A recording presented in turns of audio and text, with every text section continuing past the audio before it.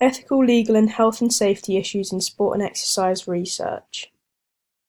When discussing if something is ethical, we are relating to beliefs about what is morally right and wrong. If we're talking about whether something is legal or not, we're talking about whether it is allowed by law. Health and safety is the regulations and procedures intended to prevent accident or injury in workplaces or public environments. All of these are key factors that must be taken into account when carrying out research. This therefore includes a series of laws, guidelines in terms of ethics, and also health and safety guidelines such as risk assessments. The Health and Safety Executive, for example, takes a 5-step approach when it comes to risk assessments.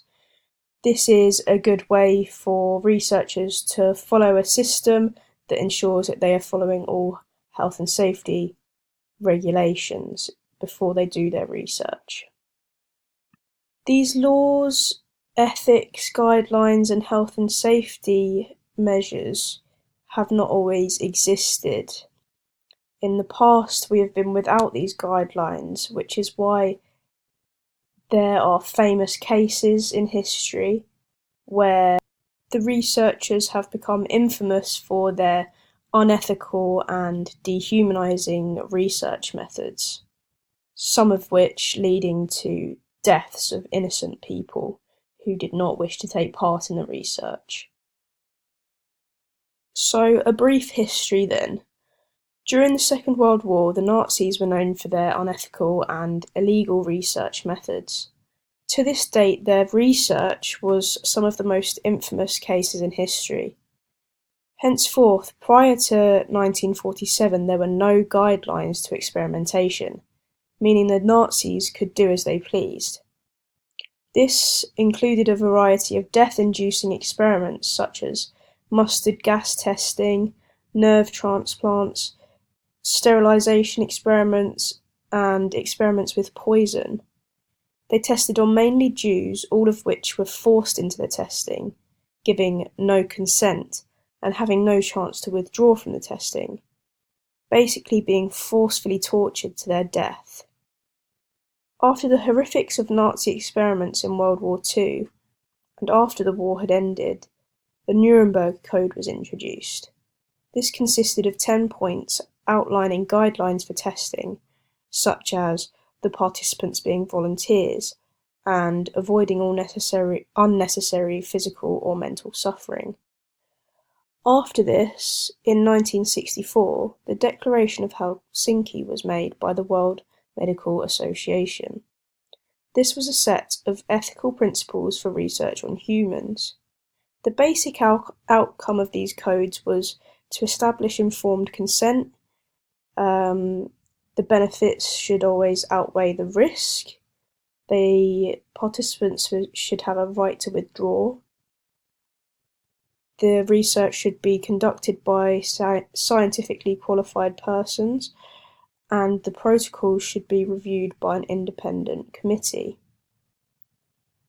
What we have today is establishments and associations which research should be evaluated by.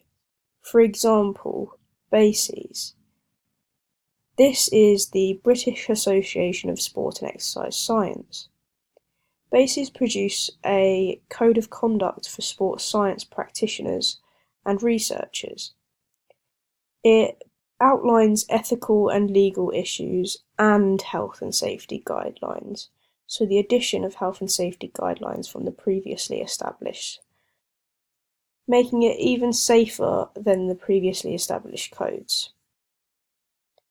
The overall process is that the researcher sends their intended research to BASES, who send it to an independent panel who will perform risk-benefit analysis, hopefully clearing it and making it a safe research that can go ahead.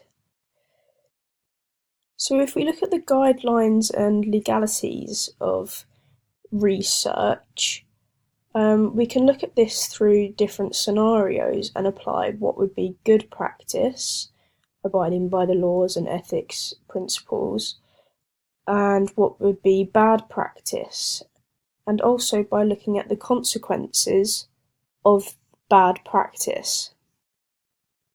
So the first scenario can be seen here. The basics of this is that it's a body fat baseline test for young male and female British gymnasts aged 10 to 16. It's a half-day visit, and you're measuring body fat via hydrodensitometry and skin fold measures.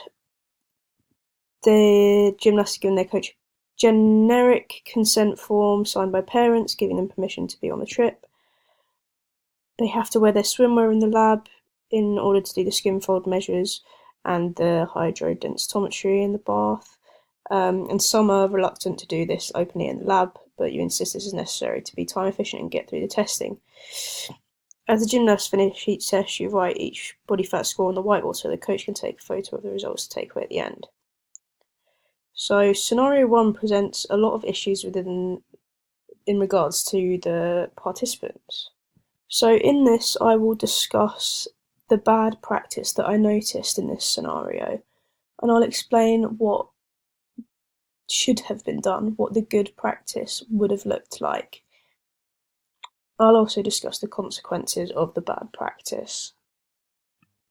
So firstly, there was consent.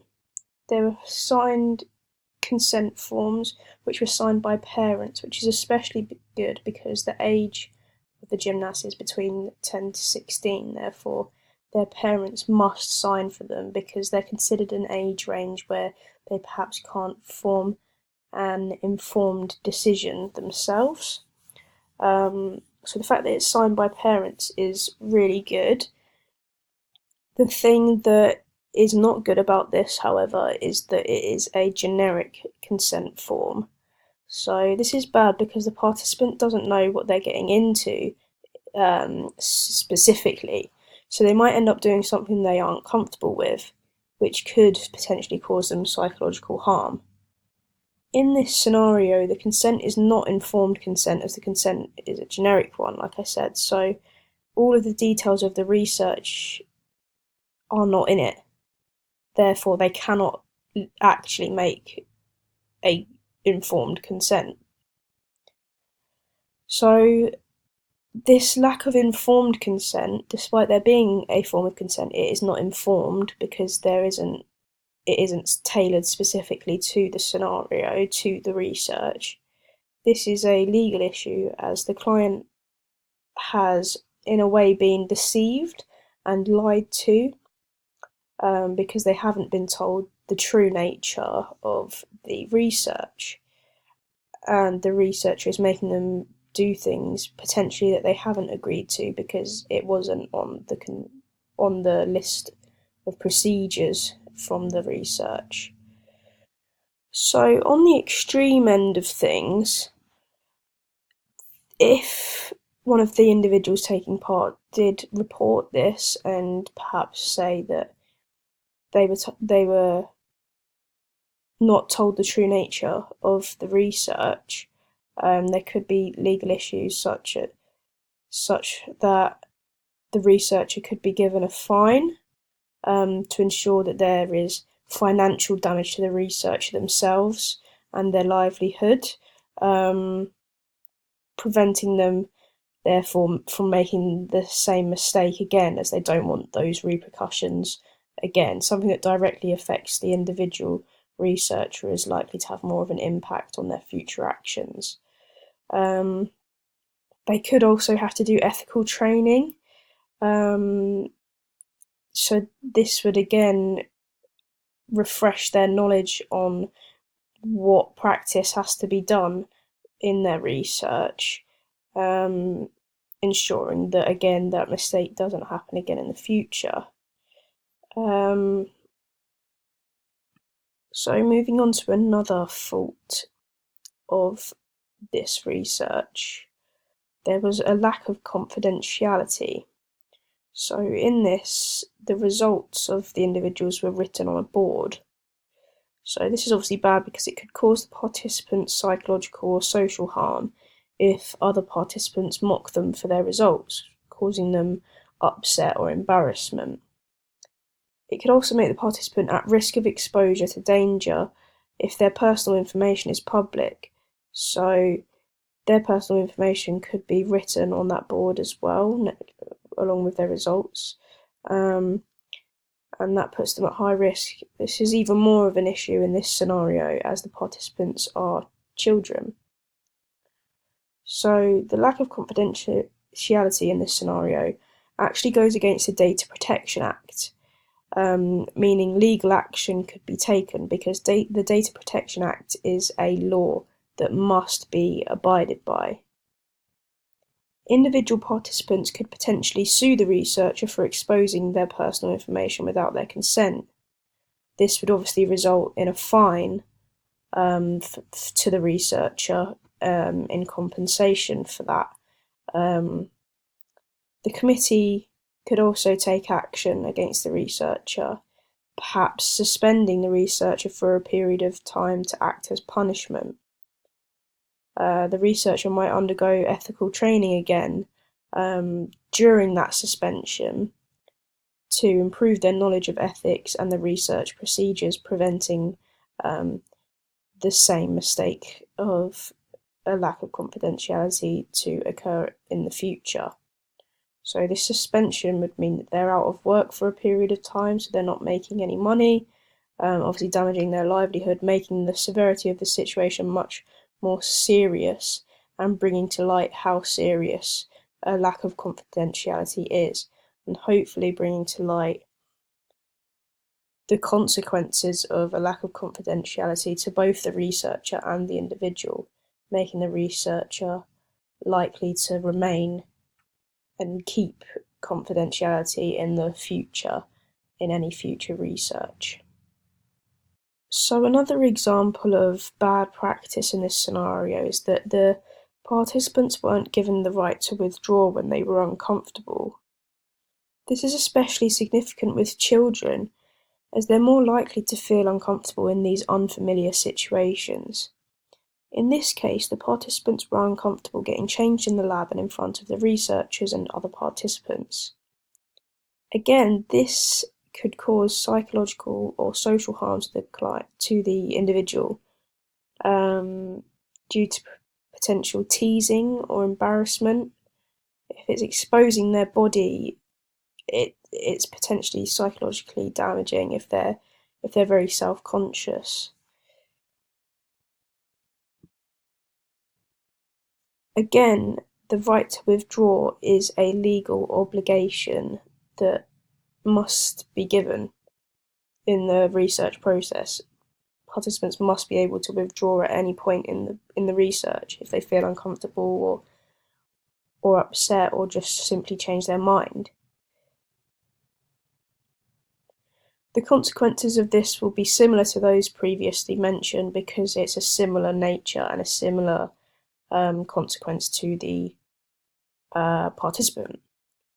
Therefore, ethical training is also likely to occur as a result of the lack of a right to withdraw, as it is both a legal and ethical issue, and ethical training will just allow the researcher to improve their knowledge on research methods and how to do research properly, minimalising any risk to the participants.